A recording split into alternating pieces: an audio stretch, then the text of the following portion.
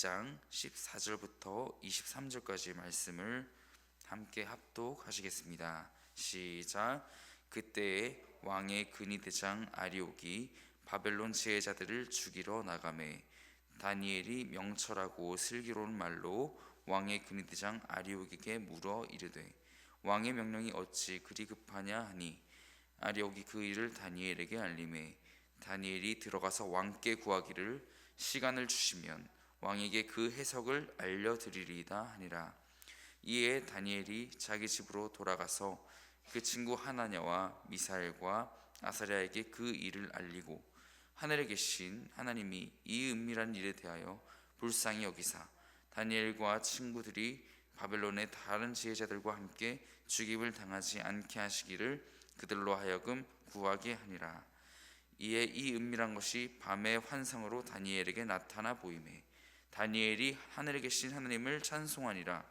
다니엘이 말하여 이르되 영원부터 영원까지 하나님의 이름을 찬송할 것은 지혜와 능력이 그에게 있음이로다.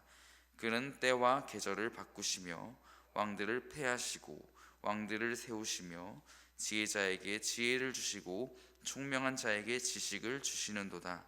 그는 깊고 은밀한 일을 나타내시고 어두운 데에 있는 것을 아시며 또 빛이 그와 함께 있도다. 나의 조상들의 하나님이여 주께서 이제 내게 지혜와 능력을 주시고 우리가 주께 구한 것을 내게 알게 하셨사오니 내가 주께 감사하고 주를 찬양하나이다. 곧 주께서 왕의 그 일을 내게 보이셨나이다 하니라. 아멘. 지혜의 근원이신 하나님을 묵상하면서 분명한 것은 본문을 봤을 때 반드시 구분된 상황이 하나 있습니다. 지혜의 근원이신 하나님께서 역사하시는 순간과 그렇지 않은 순간이 있더라는 것입니다. 그 기준이 무엇이냐면 그 사람의 믿음을 보시고 그 믿음에 따라서 역사하시고 그렇지 않은 것이죠. 하나님을 모르면 역사하실 수 없습니다. 그 사람이 하나님이 역사하기를 원하지 않으면 하나님은 역사하시지 않으십니다. 하나님은 그의 역사하심을 위해서 합당한 사람을 쓰시는데 반드시 하나님께서 일하실 경우는 이 하나님의 지혜를 받고 그 내면 가운데 확신이 있었던 그 사람을 통해서 오늘 역사하셨다는 것입니다. 그 사람이 바로 오늘 다니엘이라고 소개하고 있습니다. 물론 느부갓네살의 꿈을 해석하지 못하는 바벨론 지혜자, 이 사람들이라고 보통 사람들이었겠습니까? 다니엘이 세상의 기준으로도 정말 우리의 말로 사기에 가까운 그런 능력과 또 외모와 스펙이 있지만 그래도 이 지혜자들 또한 학식이 높았을 것이고 또 시대를 보는 안목 또한 있었을 것입니다. 차이가 무엇이었을까요? 내가 아무리 똑똑해도 세상을 살아가기에 넓은 시야를 가지고 있다 해도 하나님이 찾아오지 않으시면 오늘 목숨이 위태로운 지혜자들처럼 될 수 있다는 것입니다. 그렇다면 다니엘은 어떨까요? 다니엘 또한 지혜자이고 그들과 같은 지혜자인데 내면의 확신이 있는 믿음의 사람이었습니다. 그 사람의 능력으로 그렇게 된 것이 아니라는 것이죠. 하나님이 저에게 말씀을 주시고 깨닫게 하십니다. 가끔은 제가 말씀을 나눌 때 알게 되는 사실이나 영적인 깨달음 같은 것들이 내 머리로 도저히 알 수 없는 영역이 있다는 그런 생각이 들게 하는 부분이 있습니다. 이렇게까지 묵상이 되고 은혜를 받는다. 지금 제 모습으로 어림도 없는 그런 상황들이 있습니다. 이건 내가 알 리가 없다고 확신한 것입니다. 분명한 것은 하나님께서 나와 함께 계시는 은혜가 있다는 것을 다시 생각하게 합니다. 다니엘에게는 있고 지혜자들에게 없는 것은 분명히 하나님의 지혜입니다. 그렇다면 좀 더 구체적으로 다니엘이 하나님으로부터 받은 이런 다른 사람들과 구별된 요소는 무엇일까요? 저는 오늘 본문을 통해서 고민을 하며 이 세 가지 정도를 찾게 되었습니다. 첫째로는 명철하고 슬기로운 말이었습니다. 그의 명철한 물음은 왕의 직속 명령을 받은 근위대장 아리옥으로부터 포박은커녕 답변을 듣게 합니다. 성도 여러분, 기적은 먼 곳에 있지 않고 생각보다 상당히 가까이 있다는 것을 알게 합니다.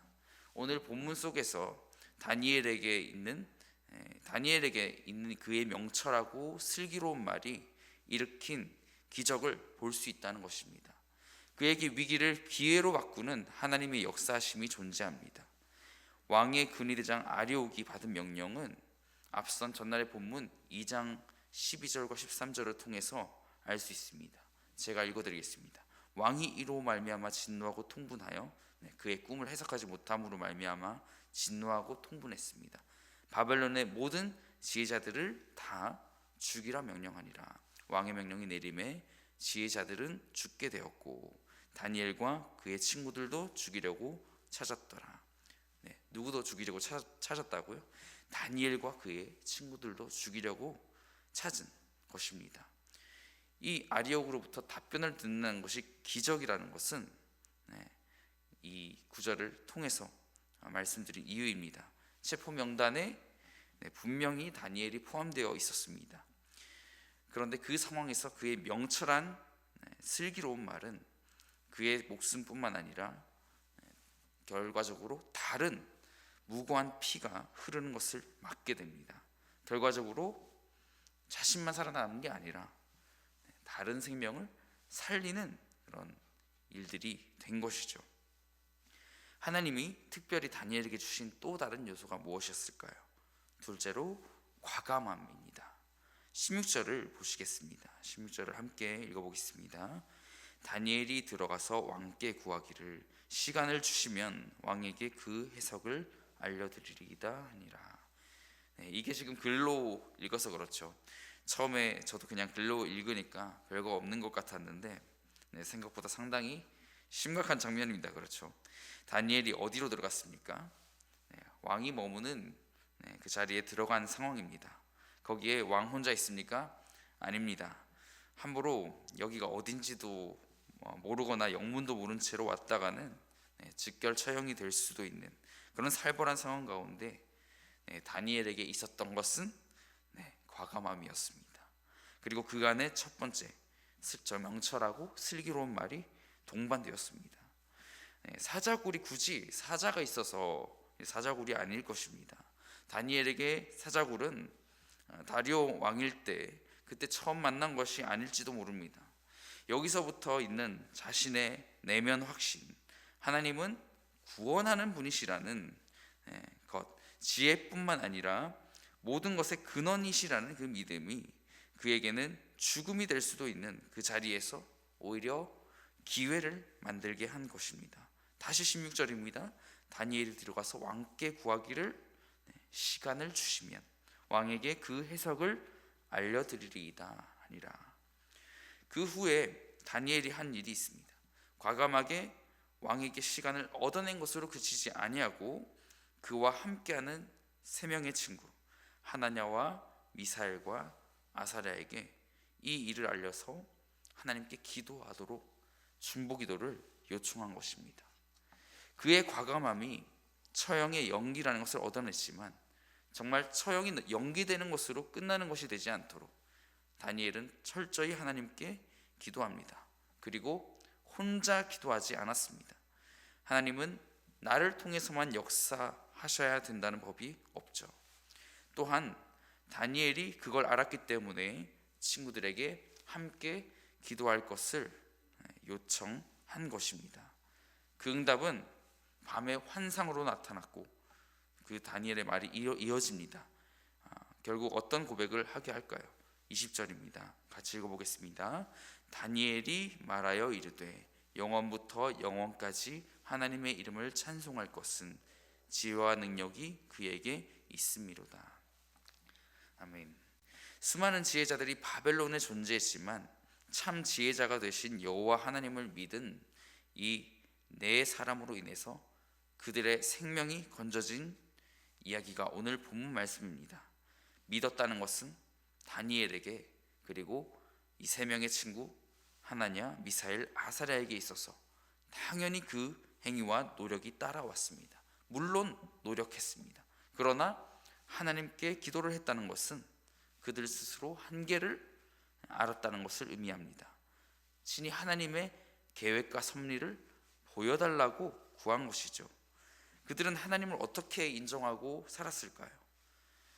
우리 좀 살려달라고 매달리는 간절함이 아니었습니다. 그 간절함을 넘어선 것이었습니다.